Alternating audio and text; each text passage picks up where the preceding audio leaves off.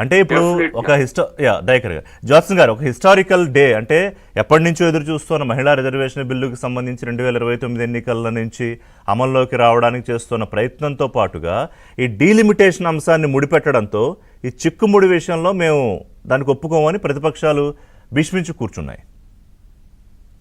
రిషి గారు, ముందరగా మీకు ప్యానెల్ లో ఉన్నటువంటి పెద్దలందరికీ, ప్రేక్షకులకి నా నమస్కారాలు. నమస్కారం. ఫస్ట్ అండ్ ఫార్మోస్ట్ గా మీరు అన్నట్టుగా ఒక చాలా ఇంపార్టెంట్ రోజు, చారిత్రాత్మకమైనటువంటి రోజుగా అయితే మనం దీన్ని చూడాలి.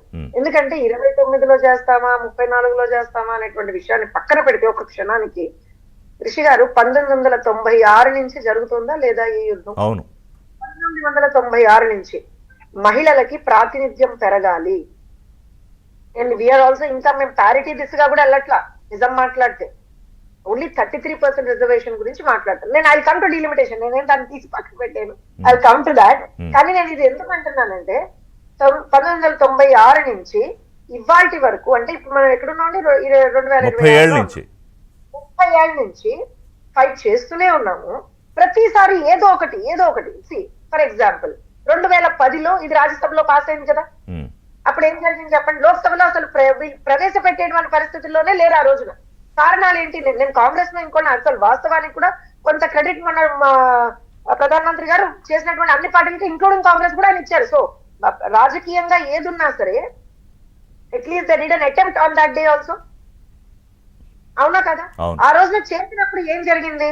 కొన్ని పార్టీలు ఇదే సేమ్ కాన్సెప్ట్, ఓబీసీ అంటే రిజర్వేషన్ లో రిజర్వేషన్, ఓబీసీ రిజర్వేషన్ లేదు అని చెప్పి ఆ రోజున బిల్లు పత్రాలను కూడా వాళ్ళు చించేసినటువంటి దాఖలాలు చూసాం కదా మనం. అది కాంట్రా లేదమ్మా, టైం వేస్ట్ చేయకు. దాని మీద ఏం మహిళా బిల్లు మీద ఎవరు ఆక్షేపణ లేదు. దాన్ని డిస్కస్ చేయడం వల్ల మన నిమిషం వేస్ట్ కావాలి.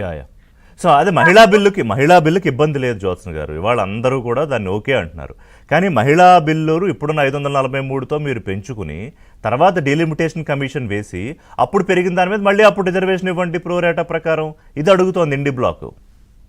గారు, నన్ను మాట్లాడనివ్వకపోతే నేను కంప్లీట్ చేయలేదు. నేను ఇది ఎందుకు మాట్లాడుతున్నాను ఒక్క నిమిషం దయాకర్ గారు, ఒక్క నిమిషం let her talk please. Dayakar గారు కాదు, ఒక నిమిషం తీసుకునేవ్వండి, 1 మినిట్ తీసుకునేవ్వండి. కాదు 1 మినిట్ తీసుకునేవ్వండి. అట్లా కదా.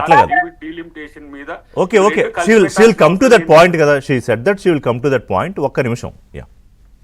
నేను వేరే వాళ్ళ లెక్క కాదు. నేను మీరు అడిగినటువంటి ప్రతి ప్రశ్నకి సమాధానం చెప్పినాకనే డిబేట్ నుంచి బయటకు పోతాను.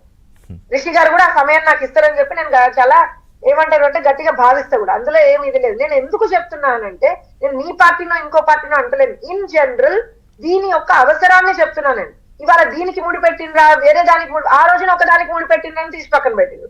ఇవాళ దీనికి ముడి పెడతారు కాబట్టి నేను తీసి పక్కన పెడతా ఉంటారు. అట్లా కాదు కదా అనేటువంటిది నా వర్షన్. నా కమింగ్ టు డీలిమిటేషన్, ఎస్, మీరు అనేటువంటి పాయింట్, లేకపోతే మిగతా పార్టీలు అనేటువంటి పాయింట్ ఏంటిది? దక్షిణాదికి ప్రాముఖ్యత తగ్గిపోతుంది. దక్షిణాదికి ఉండాల్సినటువంటి వాల్యూ ఇవ్వకుండా ఏమంటారు అని అంటే వి విల్ లూజ్ అవర్ బేసికల్ గా మన ఎగ్జిస్టెన్స్ ని మనం కోల్పోతాం అనేటువంటిది మన యొక్క భయము, బాధ అండ్ కన్సర్న్. బేసిక్ గా ఇదే కదా రిషి గారు, రైట్? ఇక్కడ పాయింట్ ఏంటి అని అంటే, is there any better version? ఎందుకంటే సెన్సస్ ప్రకారంగా వద్దు, పాపులేషన్ ప్రోరేటా బేస్ మీద వద్దు అన్నాము. పాపులేషన్ ఎందుకనంటే ఒకవేళ అది చేస్తే అత్యద్భుతంగా ఏమంటారంటే ఆ రోజు పాపులేషన్ కంట్రోల్ మెజర్స్ పెట్టుకున్నటువంటి రాష్ట్రాలుగా మనకి నష్టం జరుగుతుంది అనేటువంటి పాయింట్ మీద, పాపులేషన్ బేస్ మీద అది చేస్తే నష్టం ఖచ్చితంగా జరుగుతుంది అనేటువంటి ఇదే మీద వెళ్ళినాం కదా. దెన్ డిసైడ్ వద్దు, ఇవాళ రోజున ఏం చేస్తాము? They came up with another proposal of 50% అని అన్నారు. దాంతో కూడా ప్రాబ్లం ఉంది అని అంటే నేనేమంటా అంటే, at least when the discussion is happening, 50% అనేది ఇప్పుడు ప్రవేశపెడుతున్న ముసాయిదా బిల్లులో లేదు. 50% అని మెన్షన్ చెయ్యలేదు. ఒక్క నిమిషం రిషి గారు, నేనేమంటున్నా, అసలు ముసాయిదా బిల్లు బీజేపీ వాళ్ళు చూడలేదు, కాంగ్రెస్ వాళ్ళు చూడలేదు, ఎవరు చూడలేదు అంటున్నా నేను. టీడీపీ వాళ్ళు చూడలేదు. నేను ఒక పాయింట్ చెప్తాను, ఇవాళ discussion is on that only కదా. ఇన్ని గంటల పాటు మనం డిస్కషన్ పెట్టేది దేని గురించి? ఇవాళ కానీ రేపు కానీ దేని గురించి పెడుతున్నాం డిస్కషన్? వితౌట్ డిస్కషన్ ఇది పాస్ అవ్వట్లేదు కదా. మీరు డిస్కషన్ చేసేటప్పుడు ఒక ఏమంటారంటే కంబాటివ్ మోడ్ లోకి వెళ్లకుండా దానికి ఉన్నటువంటి ఏమంటారంటే ప్రోస్ అండ్ కాన్స్ చెప్పాలి కదా. అందుకే కదా సభ పెట్టేది మనం, అవును కదా. ఇప్పుడు ఇంకొక విషయం, if they have a better option, ఇప్పుడు ఉన్నటువంటి ఇప్పుడు if they have a better option which is practical and workable, నేను అనేది అది. మనము ప్రాక్టికల్ అండ్ వర్కబుల్ సొల్యూషన్స్ కూడా చూడాలి కదా. అన్నిటినీ బేరీజ్ వేసుకొని మాత్రమే మనం చేయగలిగినప్పుడే we will be successful. Pullarao గారు అంటే ఇవాళ సార్ ఒక్క నిమిషం, ఇవాళ రేపు మనము ఒక డిస్కషన్ కి కూర్చున్నప్పుడు నేనేమంటే pros and benefits of women reservation bill అందరం మాట్లాడుతున్నాం. ఎవరైనా దానికి అగేన్స్ట్ కాదంటారు, మళ్ళీ అందులో ఓబీసీ ఎందుకు పెడతలేదంటారు.